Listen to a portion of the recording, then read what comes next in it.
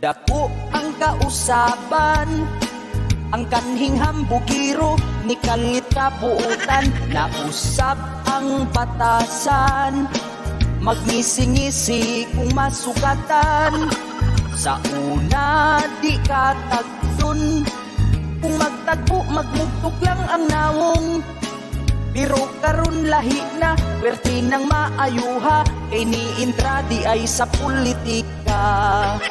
Daghan ang natingala, kay ang tanang silingan, iyahang kipanglista. Atagan puno kwarta, inilunga bukas sudan dilata.